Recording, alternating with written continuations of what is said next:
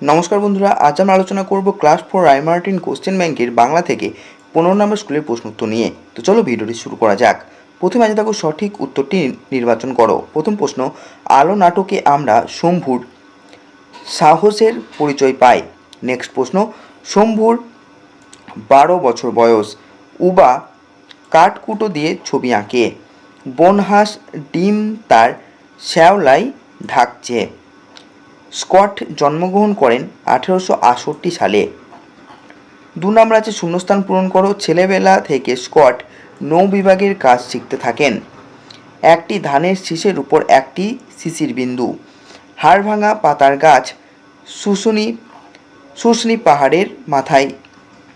এরপর আছে দিনের বেলা পাঠশালার সবচেয়ে দুরন্ত ছেলে শম্ভু। নেক্সট উত্তর হবে ধলেশ্বরী নদীকে খেপা নদী বলা হয়েছে। 3 নম্বর আছে পূর্ণবাক্যে উত্তর দাও। প্রথম প্রশ্ন, শম্ভুর দাদু বন থেকে কি কি খুঁজে আনেন? উত্তর হবে শম্ভুর দাদু বন থেকে গাছগাছলা, ওষুধ, আঠা, মধু খুঁজে আনেন। নেক্সট প্রশ্ন, আমাজনের বাসিন্দারা কাকে জলের দেবতা মানে? উত্তর হবে আমাজনের বাসিন্দারা বোতকে জলের দেবতা বলে মানে। নেক্সট প্রশ্ন, কার নাকে নোলক ছিল? উত্তর হবে সেজ পিসিমার টম্বয় প্রকৃতির মেয়ের নাকে নোলক ছিল। এরপরে প্রশ্ন, শুক্তি সওদাগরকে কি নজরানা দেবে?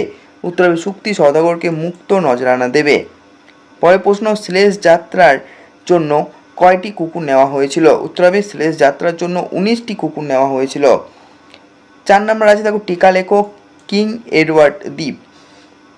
দক্ষিণ মেরু অভিযানকারী ব্রিটিশ নাবিক ক্যাপ্টেন স্কট 1902 সালে ফেব্রুয়ারি মাসে কিং এডওয়ার্ড নামক দ্বীপে কিছুদিনের জন্য অবস্থান করেছিলেন। দ্বীপ শব্দের অর্থ হলো চারিদিকে জল, মাঝখানে স্থল। এটি দক্ষিণ মহাসাগরে অবস্থিত একটি নির্জন ও বরফাবৃত দ্বীপ। এরপর আছে টম্বয় অর্থ গেছো মেয়ে বা ডানপিটে মেয়ে। বৈশিষ্ট্য হচ্ছে সাধারণত চঞ্চল, অদম্য, সাহসী এবং ছেলেদের মতো পোশাক ও খেলাধুলোয় আগ্রহী। প্রসঙ্গ, মনীন্দ্রগুপ্তের অ্যাডভেঞ্চার বর্ষার গল্পে সেজ পিসিমার মেয়েকে টম্বয় প্রকৃতির বলা হয়েছে।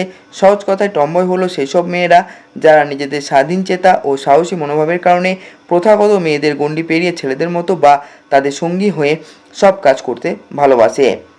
5 নম্বর আছে প্রদত্ত শব্দগুলির অর্থ লেখো। ছই শব্দের অর্থ হবে নৌকার বাঁশ ও মাদুর দিয়ে তৈরি ছাউনি। কুটুম থেকে হবে আত্মীয় বা মেহমান। ফ্যানসা ভাত থেকে হবে ভাতের মার বা ফ্যান না ঝরিয়ে রান্না করা নরম ভাত। এরপরে দেখো টোকা। টোকা শব্দের অর্থ হবে বাঁশের বাতা ও পাতা দিয়ে তৈরি ছাতা বা মাথাল। 6 নম্বর আছে সন্ধি বিচ্ছেদ করো। দেশান্তর। দেশান্তর থেকে হবে দেশযুক্ত অন্তর। সূর্যাস্ত থেকে হবে সূর্যযুক্ত অস্ত।